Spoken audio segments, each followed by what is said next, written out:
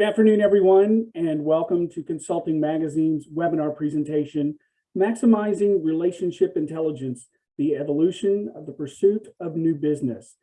We want to thank Affinity today for sponsoring our program. My name is Michael Webb, and I'm the Content Director for Consulting Magazine. I'll be your moderator for today's discussion. But before we get started, we have a couple of housekeeping details. To ensure a smooth program, all the microphones will be muted from our side, and we will have a Q&A session for the last 10 minutes of today's program. So please use the Q&A box at the bottom of your screen to submit questions for the panelists throughout the webinar. We will select questions to pose during that Q&A, and we look forward to your participation. So with no further delay, it is my pleasure to introduce our panelists for today's discussion. Our first panelist is Steve Responte, Director of Customer Success at Affinity.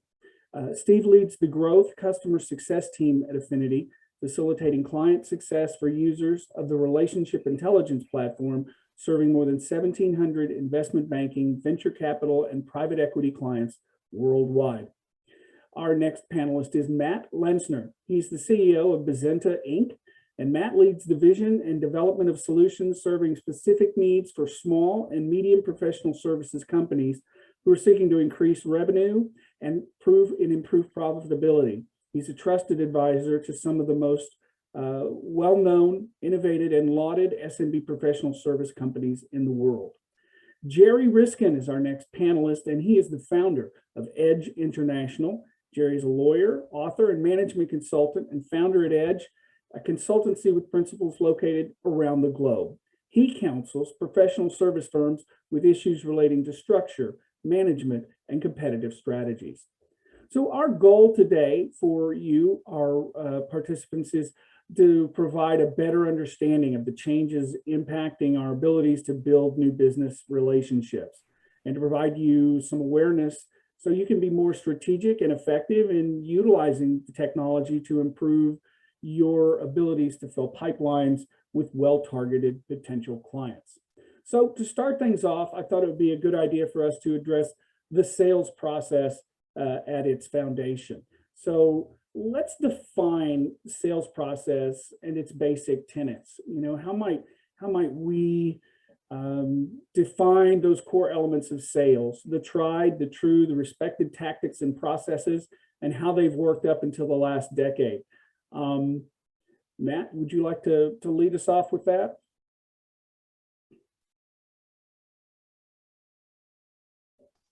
Sorry about that. Yeah, I think it's been a process over the last 100 years where sales became more and more sophisticated as things went on.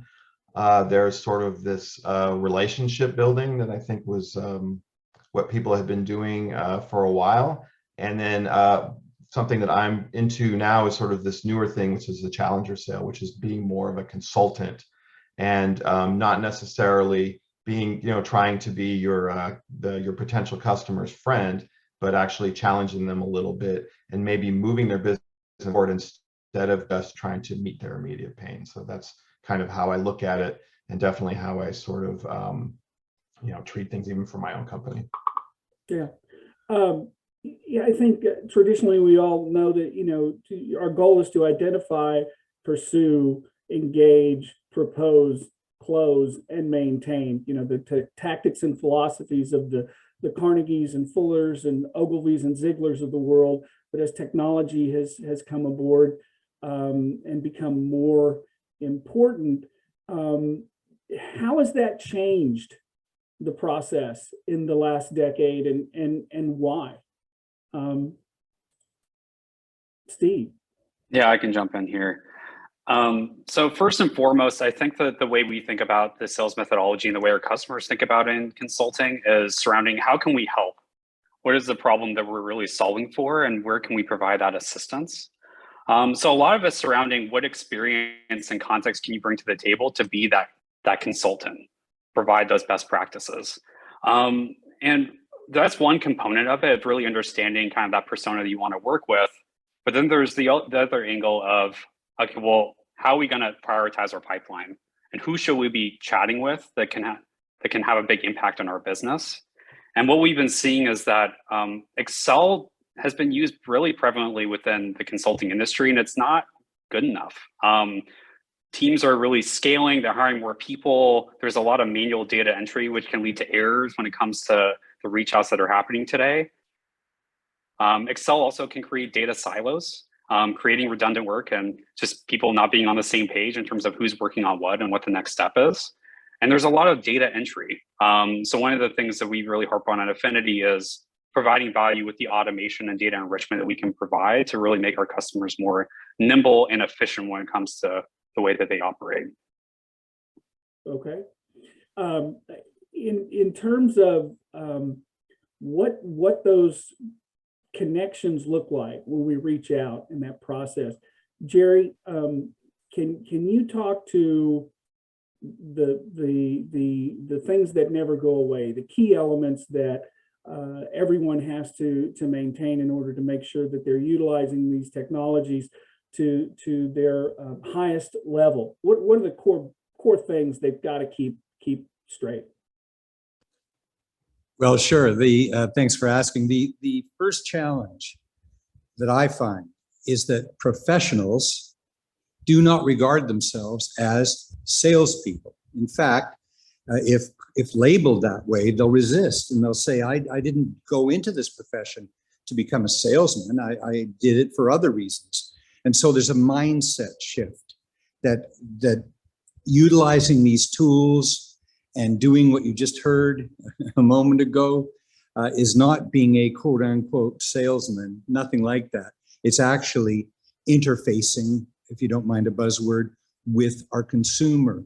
And finally, professionals, unfortunately, whether they like it or not, are very often the only interface.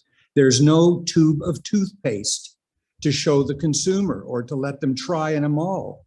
It's the professional who has to interact. So punchline for me is that I think the people we serve need to utilize the resources that you just heard about in a very effective way, because that's their dashboard. And then they have to use that dashboard to exercise the skill and the talent to interact with the consumer. That makes great sense.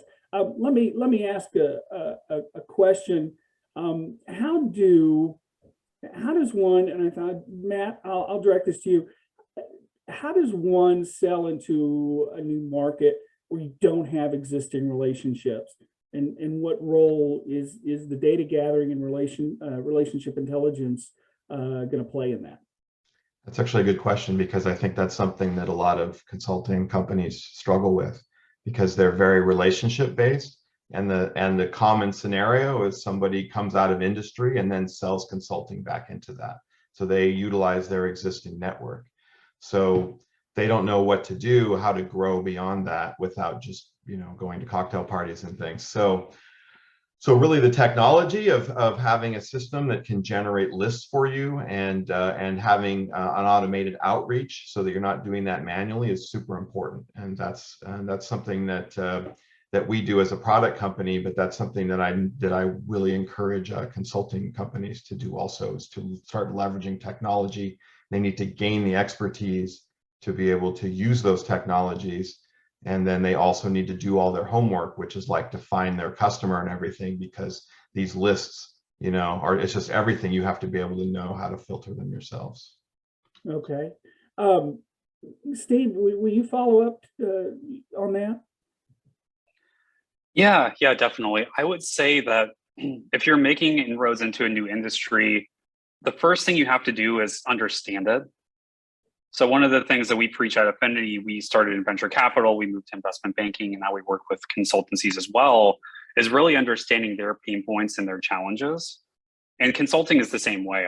4 years at Accenture, I remember really stepping into a new industry and trying to figure out, okay, well, how does this industry work? What are the challenges, and then what can we help with in order to make their business more effective?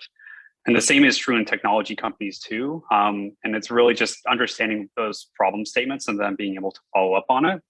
In terms of the technology that we use at Affinity, it's our own system, and the relationship intelligence component, which we're going to get into in a second, really helps us to get more of those inroads into some of these new businesses. So even if you were consulting in mainly finance companies, there's connections everywhere that could stem from finance into environmental consulting or into technology consulting, because relationships drive really consulting and business in general.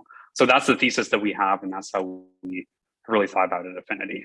Okay, well, you queued it up, so let's use it as a segue. We'll move on and get into the nitty gritty. Let's talk about CRM. Let's talk about client relationship management tools, what it is and what it is not, and its role as a tool and the value it brings to the relationship intelligence process. And Steve, I'll go ahead and let you lead with that. What is relationship intelligence? Yeah, thanks, Michael. So the way we define relationship intelligence, and speaking of buzzwords, Jerry, really the way to think about it is insights into the collective network, business connections, or even previous clients that can really help teams manage, find, and close more projects. So really at the end of the day, it's who do we know and how well do we know them? And then how can we use that information? So in terms of the CRM, like the purpose of a CRM is to really capture a lot of this detail. And the way that we think about it at Affinity is how do we automate some of these processes to take the legwork out? Some of that includes data capture. So in terms of your interactions and meeting with other individuals and companies, can we automatically capture that information for you? When it comes to the recurring client engagements, when was our last touch point on this project? When's our next meeting? Some of these questions you can answer without using a CRM system, but it's very manual stuff in terms of you diving into Outlook and trying to crowdsource across multiple calendars. We can really make that easier for you. And then a big component of CRM is, well, how well are we doing when it comes to pipeline? How many opportunities did we look at last month? How many converted from really the initial stages and qualification to now we're getting towards a contract? Again, this is analytics you can pull in Excel, but you may have to hire half a head in order to have someone manually pull the data, keep it up to date, et cetera, versus, and other systems in our space, there's automated data capture that ties directly to what you're entering in the system. And then besides that, like a big component is making sure the data is not siloed. So who are we working with and in what capacity? It's really hard to answer that when data may be in Excel, may not be up to date, and it may be siloed. And that's a huge component of the value that we can have. Matt, in terms of CRM, how has it evolved? And I recall you using words such as farming versus hunting in utilizing CRM. We want to explain that? Sure. I think CRM is still evolving. A lot of what Steve just talked about is really the classic CRM usage. I think what's still the challenge is connecting the CRM so the CRM isn't a silo from the rest of your business and your performance. And that, I think, is still a problem. That's a problem that we're working on in Zinta, is how do we connect the actual sales process with the results? And anybody who's done consulting knows that a lot of times what you sold is not what you did.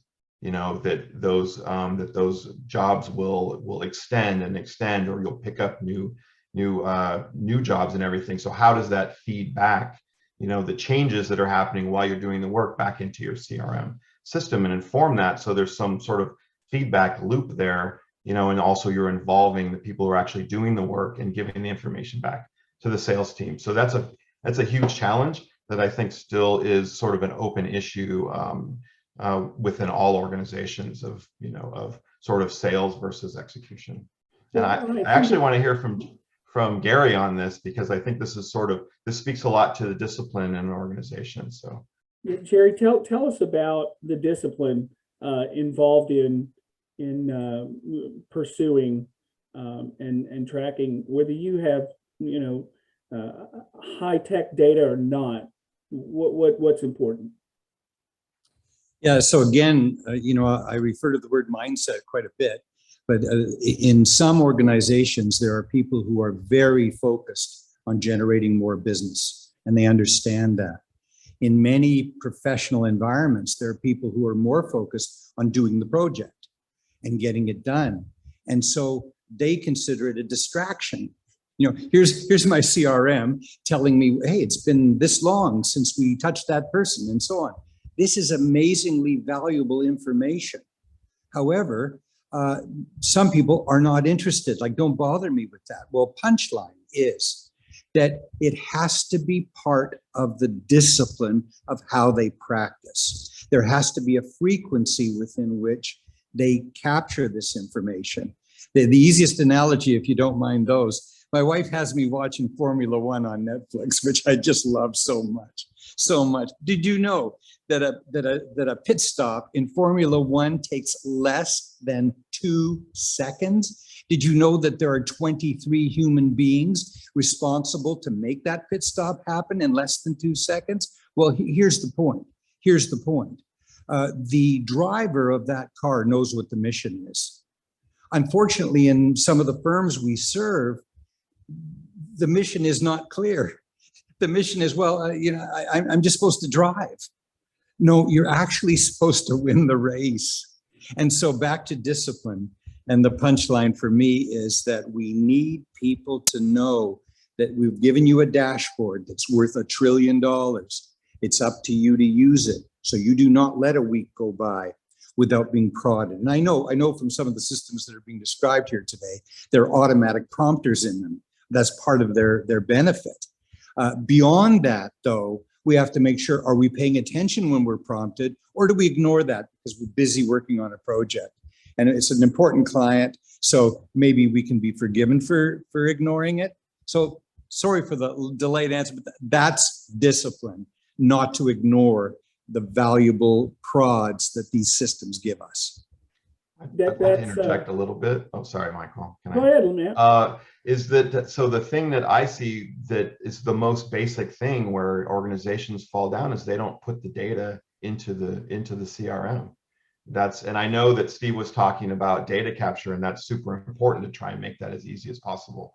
But that's like the most basic discipline piece that doesn't happen because I think people, to what Jerry is talking to, don't see the value or don't see it as their job. And so that's so important. And none of these fancy systems work if they don't have good data in them. The garbage in, garbage out still applies. Yeah, I was about to head back to that old adage, is garbage in, garbage out, and nothing in is nothing out. And so let's move to what the role of this data and relationship intelligence is in the sales process. Arguably, clearly, we all want to secure more work. We want more projects through strategic identification of really good relationship targets. So, because we need to compete. So where do the strategies and these tools fit into that particular process, as far as, okay, our step one is to review all of these potentials. How do we filter them and determine the highest and best ones to go for? Do you want me to take that one? Yeah. Okay. Yeah, I think it's a really good question. And one of the things that I've been learning more and more as we've been working with more consultancies is there really is an ecosystem of contacts. So there are prospects that we're actively engaging with and working with, but then there's also the other contacts, the wraparounds, the people that may refer you business. There's the strong connectors that just know everyone. And just really understanding that ecosystem across your team without using a system can be really hard. It's like, okay, we're going to sit in a room, we'll put them into an Excel spreadsheet, and then we'll leave it. And we may not look at it for another 6 months. So if we up level for a second, like if you can at least start to put those names down on paper and really understand those different relationships, that can really push you towards using them effectively when it comes to finding new business and closing existing business. A big part of it too is just in terms of timing and really understanding data surrounding like, okay, well, maybe this person just moved jobs. Well, that's a great time to reach out to see how are things going. We worked with them at the past company, and then maybe there could be opportunity for us to work with them in their new company as well. When I was at Accenture, this happened to us. We were working with chip maker in Southern California, and their controller right below the CFO moved to another company further north. we happen to have that relationship in place. We saw that, reached out, and then that led to a new deal for us. So in general, just relying on email and blasting out emails and trying not to use warm introduction paths is really a recipe for failure is what we're seeing, and leveraging the relationships you have provides the best chance of success. Matt, did you want to add something to that? Yeah, I wanted to say that people, I think, concentrate too much on the client part of CRM and not enough on the relationship. And I think everybody should be in there, not just your potential clients, because you never know. And especially with consulting, someone you may have a relationship may go and start a job somewhere and become a client, or vice versa. An ex-client maybe introduces you, all those kind of things. You need to keep track of all that stuff and keep those relationships going, because it is like what Steve was saying. It's a lot of it is how good is your network and how can you leverage technology to manage it. Jerry, I'm sure you have some comment on the human element of what they both just been talking about. I do, and thank you for asking. Some of the people I work with, as you know, because you work with them too, are the brightest people you could imagine. They're so gifted. And yet they will say to me, Jerry, I'm not sure what excuse I'd be comfortable with using to reach out to that person. I mean, I get that I should reach out to them, but I'm not sure what the premise should be. And that goes to what you just heard in terms of knowing the person, knowing about them, and maybe even having to dig deeper. Maybe the CRM is giving us some really delicious information, but maybe we actually do some research beyond that, and we look for something that would make us comfortable reaching out. Or maybe our good notes and our good data tells us, 6 months ago, we had a discussion about blah, blah, blah. Maybe it was Formula One racing. I guess Jerry's impressed with how fast the pit stops are. So if I find a video on how a pit stop happens in Formula One racing, Jerry will be impressed with that. That's an excuse to touch Jerry. So back to the point, this is a human endeavor. And our humans are a little frightened sometimes because they're not comfortable enough. And what we have to do is integrate what my fellow panelists are providing to this world in such a magnificent way. We have to integrate that with the comfort of the individuals in our firm to utilize it and utilize it effectively. Excellently quoted. Let's look at how we might optimize or how our listeners and viewers might look at their process and assess it, and whether it has technology that can be employed towards this end, whether it needs it. But what should their process look like? And how do we identify the weaknesses and the areas that will benefit from the technology? Of course, Matt, please go ahead. I'll volunteer for that, because I think that, and Steve mentioned this also. So spreadsheets are always like so I'm more of a technical person. We talk about code smells, like something that's sort of, you see in the program that you like, uh-oh, this isn't necessarily bad, but there's probably something bad there. So when you start seeing a lot of spreadsheets and a lot of time updating spreadsheets, then that's usually means that there's a problem with your process. And I don't want to bag on spreadsheets. They're very valuable. And a lot of times in our development process, the first step that I would want to see from somebody is, okay, take your process, build a spreadsheet to manage it. Then I know you've thought it through, and then you can go to the next step to actually automate it. And so, but a lot of people get to the spreadsheet stage and then they don't transition from there. And the main problem with spreadsheets, they can work fine. They're not scalable though. And you can't, if I make an update on my spreadsheet, nobody else can see it. And I mean, that's sort of not true anymore with like Google Sheets and stuff, but there's no way for data to move in and out of that and for people to collaborate easily. And so that's always what I would say is look at all the spreadsheets that you have and how can you start getting rid of them or moving them into a more robust system. Steve, earlier you mentioned pain points. I think this is a good place to reinsert that concept is how can a company how does a group determine how to see what's coming down the road? How to see the big wave, or how do they avoid those pain points? What are things they look for in their process now that could say, hey, we're going to have to really, really reassess this quickly? Yeah, I mean, a lot of it comes down to, is the process scalable or not? Like, are you relying on superheroes that are up until midnight, really focusing on getting emails out and prepping for meetings to basically get in front of the right people and deliver on the kind of the promises that we're asking about? And I think that a big part of it is surrounding, like, thinking about your current process and where there's sticking points.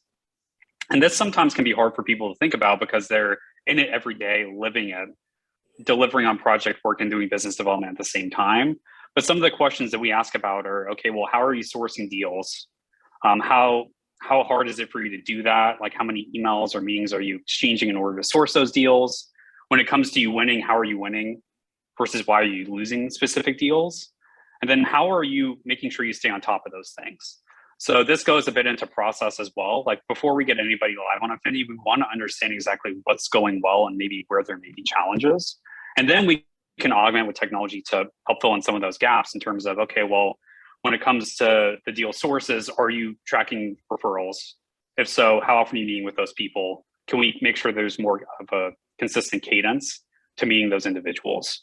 Relationship intelligence. Hey, do we know anyone else that works at this tech company that we're working with now? We may be able to multi-thread a deal in terms of getting another engagement going. So these are things that people definitely think about, but it's really hard to do if you don't have some technology that can help kind of fill in some of those gaps. I think that probably every firm, personality-wise, has those people in it. I call them the finders, the minders, and the grinders. The finders are the ones who are constantly on the lookout for who can we go after and how can we best create a new relationship. The minders are the ones that are really good at, once that relationship is built, is maintaining it and keeping in contact and being truly focused on client service. And of course, the grinders are the ones who don't care anything about that. They just want to get in and do the work. So Jerry, any input on identifying those people within the firms and helping them, regardless of their position in that finders, minders, grinders field, how they can utilize the knowledge coming from relationship intelligence? So the construct that you just described is accurate and is important, but there's some hidden dangers. The grinders may not get us as much work, but they lose us work. How do they lose us work? Well, it's as simple as this. And I can tell you this anecdotally from direct experience. Fortune top 10 company in an association of professional firms telling the story of explaining in detail to one of the professionals in the firm that was doing a project. And then, I don't know, 2 weeks later, talking to one of the other people in the firm and being asked to brief them on the same darn thing. And so this leader of this Fortune top 10 company said, do these people not talk to each other?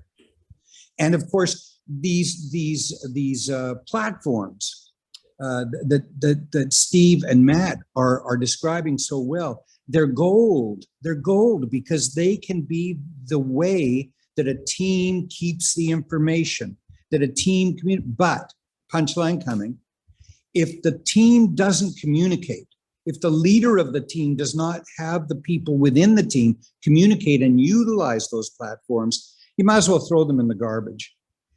So punchline is people again. People. I want the client team leader to understand the grinders, the minders, and the finders. They all better know those little details.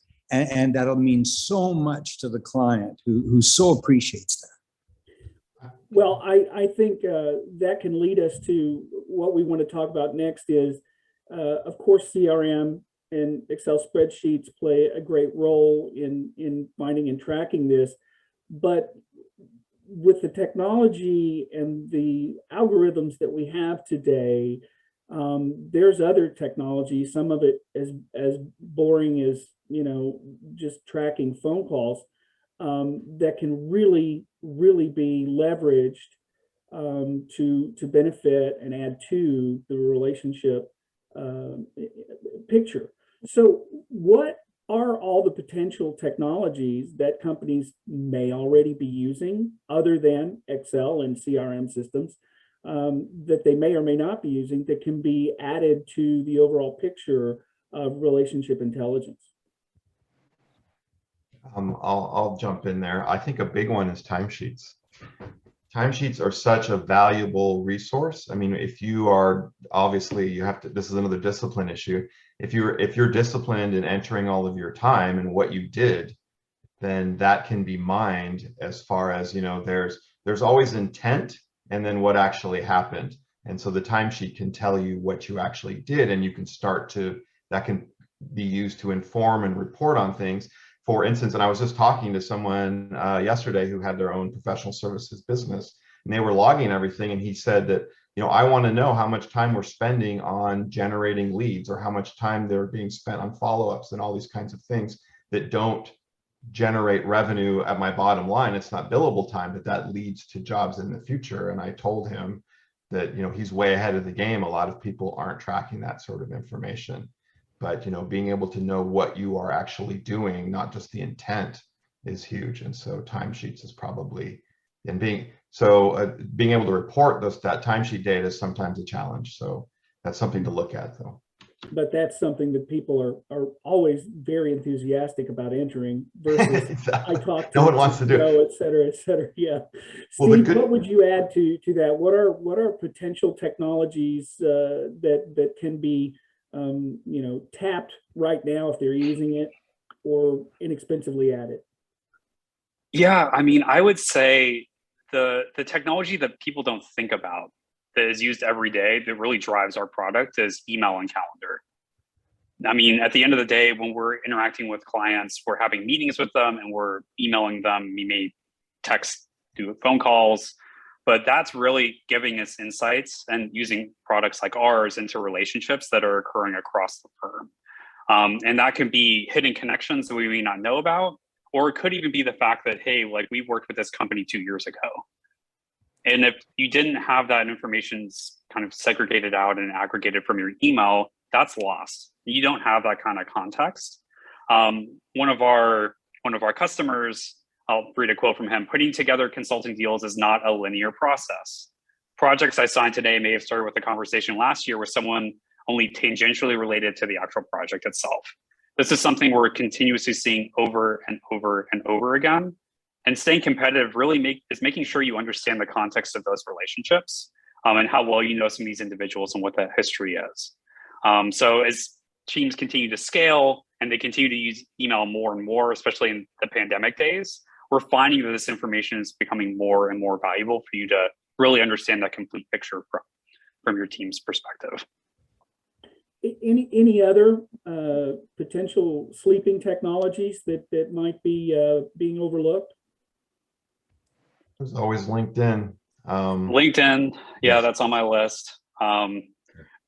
There's also a lot of advanced stuff surrounding getting information about contacts and sending out mass mailers and sequence and email technology. I would say the most effective tools that I think we just chatted about are a little bit simpler in terms of we don't need to get that advanced, at least to start. I think that like making sure we understand how we're spending our time, as Matt mentioned, making sure we understand what our pipeline looks like and what our relationships look like are probably the most important starting points. And then you can layer on complexity on top of that. One of the other elements, thank you. I just wanted to mention we spoke a minute ago about the discipline of getting data into the system, something fundamental like that. I just want to go to time recording for a moment. There is the ministerial act of recording time, which is boring, worked on an agreement, contacted the other advisors to get information. That's as boring and dull as you can get, and also does not have the advantage of demonstrating to the client what the value was. And I think this integrates too. So for example, consulting with your other advisors in order to determine whether there was some more tax advantageous way to accomplish this, blah, blah, blah, blah, blah, make up your own benefit. So again, the human skill of thinking about when I do something as ministerial as recording time, how am I projecting effort to our client and how am I demonstrating value? And I'm sure my friends on the panel here will say, gee, give us that data in our system. And yes, now it becomes thermonuclear. That makes great sense. Let me ask, kind of go off of a little left field here in terms of managing the process. Who's in charge? Who's in terms of, you know, yeah, everybody gets together in meetings and say, okay, let's make sure we enter our data and let's pull this data. Are there firms that have people whose job is to sit at the top of this pyramid and review it and dole out thoughts and plans for pursuit based on what they're seeing? So I can take that one. I'll always start and throw it to you, Matt. I think it depends on the size of the firm, to be honest. We deal with some very small consultancies where they just don't have that kind of resourcing or bandwidth. But what we usually preach as a best practice is we want to fit into some sort of existing infrastructure. And a lot of times what they'll do is they'll have meetings surrounding business development. And for us, what we are looking for is for them to use our technology, the benefits of the technology, and then also enter in the deals that they're tracking and then review it in that meeting. Who are we chatting with? What have we done so far? Where are the next steps? And it could be as simple as that. And then if you have more resourcing, then of course you can hire operations people that can really focus in on the technology itself, the reporting aspect, and how we can be more efficient as a team. Matt, I think you were going to say something. You're muted, Matt. Yeah, you kind of stole my thunder there, Steve. I'm sorry. I was going to say it's very size dependent. Smaller companies, you can't afford to have that person. I see that with larger companies, mostly in having business development.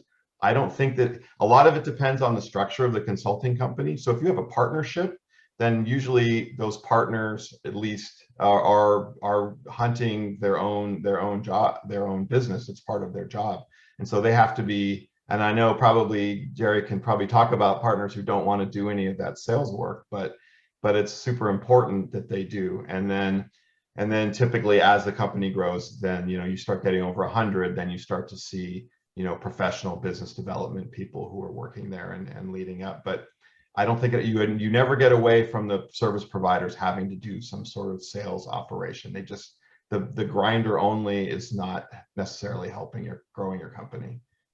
Yeah, I think I would just add that I think there's some specific areas that get it really interesting. I agree with what both you gentlemen said about the size being so important.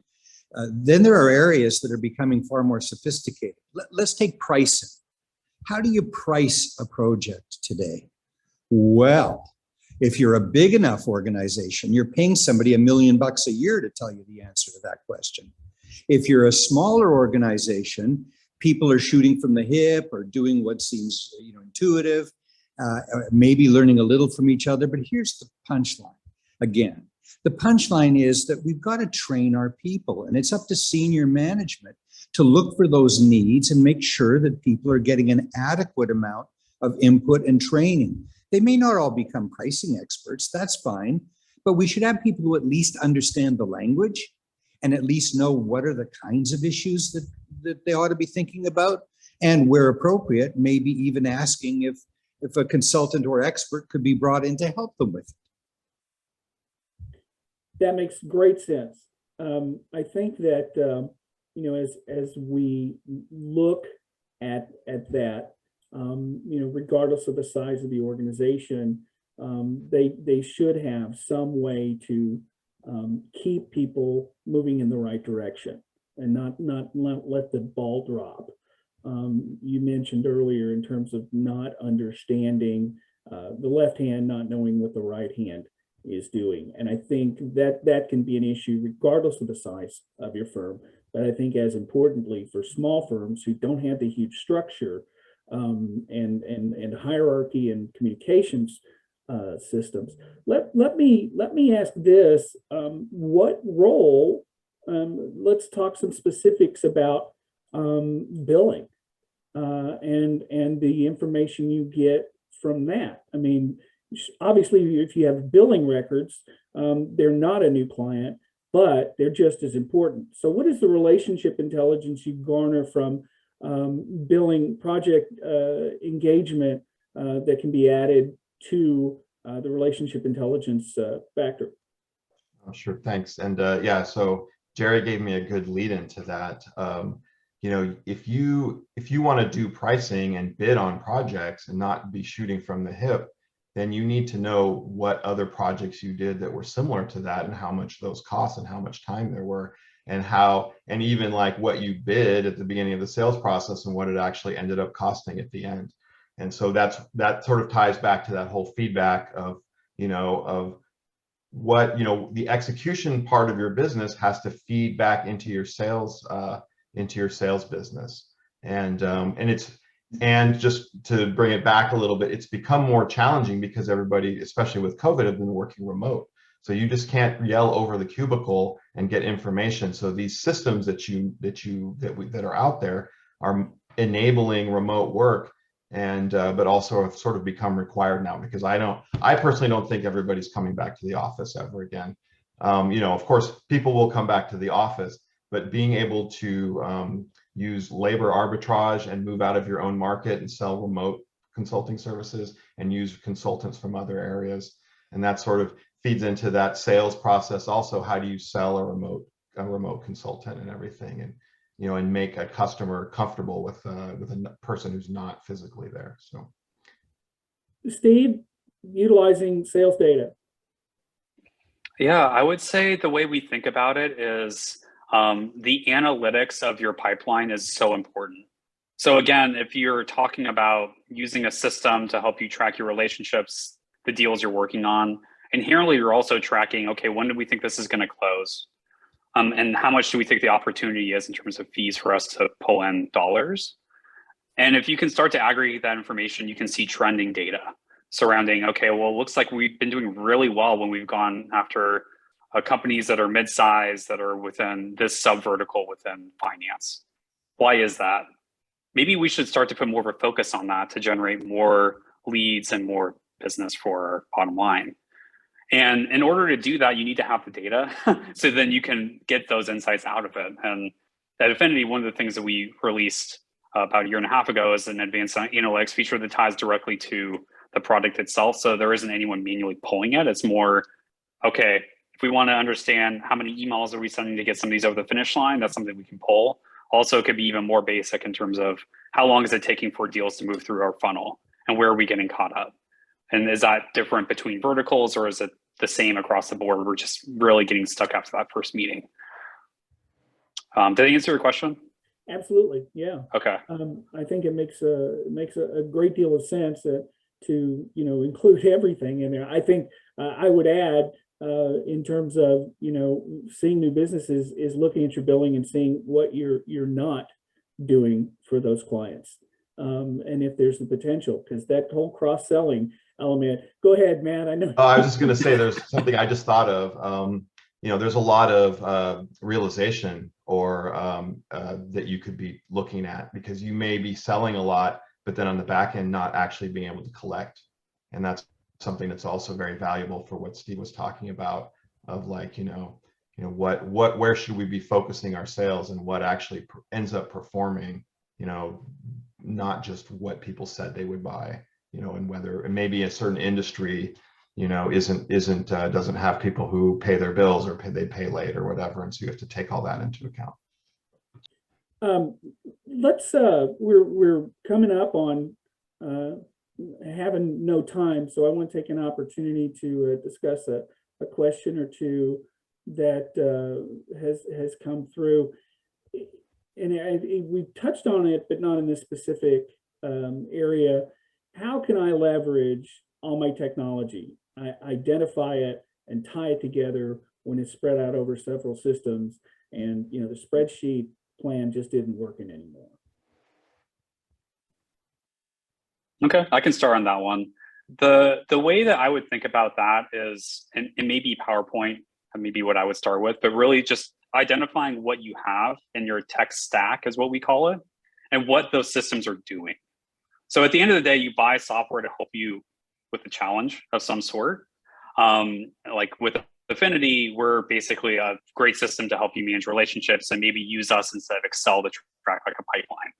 So if you can start to capture out what that tech stack looks like, then you can see where the intersection points are, and is there an opportunity to integrate some of these things together?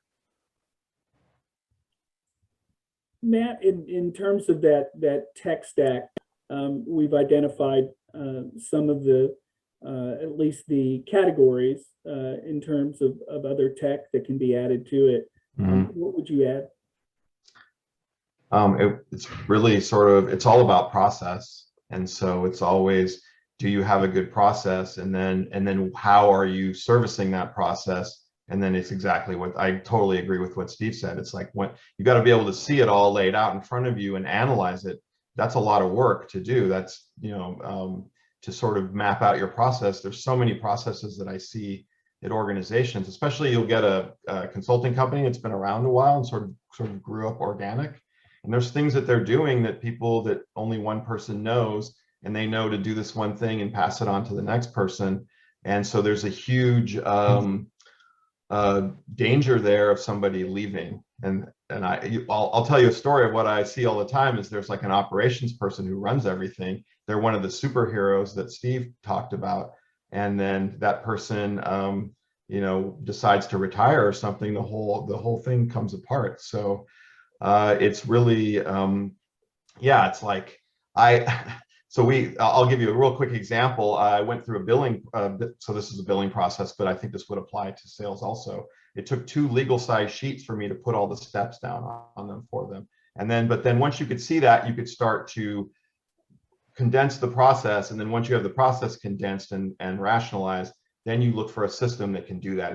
So then that becomes your requirement document to go find a system that can do the things that you need. But you have to do that step first. You can't go shopping hoping that you're going to find a system that's going to just magically solve your problems without you doing the homework. So, absolutely, Jerry. We talked. They mentioned getting together in marketing meetings and discussing things.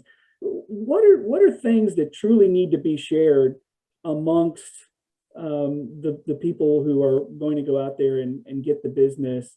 What types of things do they need to be sharing in a marketing meeting? And what are the true things that help motivate and get people focused on doing the things they need to do to develop new business? Yeah, so I have a bit of a bias on this. To me, what we're looking for are behaviors. And too many organizations think intellectually. I'll give you a paper on the things you should be thinking about. I'll give you a checklist on the things you should do. And no. Show me how to do that. For example, in our marketing meeting, some of our clients offer resistance. What do you mean they offer resistance? Well, for example, maybe we're a small firm and they'll offer resistance. Why wouldn't I go to a bigger firm? You can dream up the resistance. Then the next step is not seeing how smart we all are, because, could we write a paper on how to deal with it? No, it's to learn within the room. What have you done in situations like that? What has worked for you? Give us an illustration. Give us an example, because we learn from behavioral modeling. We emulate that stuff. Last point, just to sneak it in here, is if we're going to have a good system that my fellow panelists are providing, could we please insist that our people learn how to use it? And by the way, it is no longer charming to say, I don't get along with technology very well. No, that's no longer charming, and it's no longer acceptable. And last point on that is, a lot of people are going to assume incorrectly that it's the old people who say that, and it isn't. There are many senior people who are rock and roll at the use of technology, and there are many junior people who are, hands length. So the point is, punchline again, sorry, I want in my organization for people to embrace the technology we're using and to know how to use it and communicate about that too. Excellent. Super glad Jerry says all this, because it's really the behavior has to come first before the system. I see people get systems and then nobody uses it because they weren't consulted on it, they weren't bought in, and you just can't, you can lead that horse there, but you can't make them drink. So it's, yeah, it's a huge precursor to being successful. All right, I have another question. This is all very interesting, but how do I determine whether I need relationship intelligence in my current process? So this may be a bit of a homework thing to say, me being at Affinity, but I think that everyone should be leveraging relationship intelligence. And aside from our technology, like what we're talking about today is how you can use relationships to drive your business. And I'm sure this person's already doing it today. They just may not think about it using that terminology. But at the end of the day, for you to win deals, you have to build a relationship, really showcase what you can do, and convince someone that, hey, like I really want to work with Matt because Matt is awesome. And I saw what he did previously at another company and I want him to do the same thing for me. And that's usually what we're seeing with consulting in terms of the relationships with prospects, people that feed you deals, people that will jump on the phone and give testimonials or do phone interviews. Like all of this is relationship intelligence. So hopefully that answered that question. The answer is you should definitely do it. I totally agree. So to me, any of these blank intelligence, it's how do you get information that's actionable? You know, how do you get something that informs what you should be doing? So everybody's already doing it. It's really a question of what's the appropriate system at the scale that you're at that's going to provide that for you to make those decisions. And so really, you know, that's something, it happens in your head when you're the sole proprietor and you can run everything and you have maybe 5 or 6 people. But then it's like, now that has to move out maybe into a spreadsheet as you get older and then or larger, and then it has to move out into a more sophisticated system when you get to be, say, 40. And then there's maybe another level of sophistication you have to go to when you get to like 120 people, et cetera. But the intelligence part is always needed. I think that the scalability of the need, how does one determine that? Okay, we're 20 people, we're 50 people, we're 150 people, but that really doesn't matter because the systems they're using and the information they're using to drive their business development can vary wildly. So I think it's important that, you know, they find a way to assess how are we doing it, where is relationship intelligence coming into, how are we factoring that into our process? The way you tell, I think, is you'll feel the pain. Yeah, you are spending way too much time doing tasks you shouldn't be doing in terms of, hey, does anyone know someone that works at this company? Or have we ever spoken with them before? That inherently means, okay, well, we were big enough where person A doesn't know everyone that person B knows. And we're starting to really try and discover all these connections across the team that can help us win deals. And I know Matt was mentioning he threw out like a construct with numbers. We're seeing teams that are 5 people jump on our product because they're starting to run into these problems. Some of them are across different continents. So who from New York has relationships with Procter & Gamble that may help us get an intro to someone in the UK? These are all real problems that people feel, and that pain and that process, like, will just lead you towards a system like Affinity or some other CRM system. I think the superhero thing, once again, that Steve mentioned is a good indicator.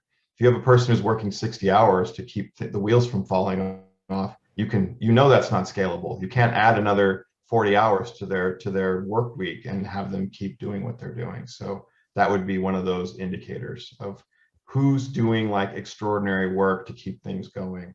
And I had a conversation with a potential customer and I asked them how they plan to scale, and they said, well, I said, I don't think you're going to be able to scale with what way you're doing things. And they said, we'll scale, it will just be hell. So I couldn't believe that they had that insight to know that they were walking into the fire, but then they weren't willing to actually do anything about it. So I guess that's my problem as a salesman, is I didn't take them to that next step. But they knew that they were going down the path of extreme pain. Well, we are coming up to our close here. We've gone through a couple of good questions. Let's each of us close out. If there's something we didn't cover, or if you want to add something or send everyone off with a bit of wisdom, let's start with you, Steve. Yeah, I think I gave a quick preview maybe a question or two ago, but relationship intelligence is so important. It's something everyone should be doing. And also, like, CRM has this connotation of data entry. Oh my gosh, I don't want to deal with these systems. They're adding no value. At the end of the day, if you are in a situation with a system like that, you should look elsewhere, because there's other solutions that are more automated and can make your life a lot easier in answering some of these questions, giving you more insights about relationships to really drive your business. Possibly relieve that 60, 70 hour superhero a little time as well. Correct. Yep. Matt? I would say my bit of wisdom is to, you definitely need a CRM, but that feedback from the actual execution needs to be there also. So you need both ends of that, of like the plan or the winning the work, but then also what happened. And so that's something to look at as well. That's a key piece that I think is difficult to execute, but is incredibly powerful. Excellent. Jerry, we're going to leave you to bring us our punchline and tie this all together. Well, what I want for Steve's benefit and Matt's benefit, so they can give us the most power from what they offer, is leadership in the firm. And to get really good leadership, I need to help the leaders learn that their job is to help everybody else perform better and to help them. So the structures that are just traditional, senior, junior, blah, blah, blah. No, that's not tomorrow, that's yesterday. What we need to do is figure out, how are we going to help everybody in our organization use Steve's and Matt's technology to optimum benefit. Excellent. Well, I would say we have learned enough to know that we probably can't invest enough time in examining our sales processes and how we can improve them, bringing in different technologies and applying solid relationship intelligence to improve those pipelines. I apologize if we didn't get to your questions, but we appreciate your input. You're welcome to follow up directly with us if you have any more questions. I want to thank our panel for a lively and informative discussion. Steve, once again, thank you. Matt and Jerry, much appreciated your experience and your input across the board. Thank you.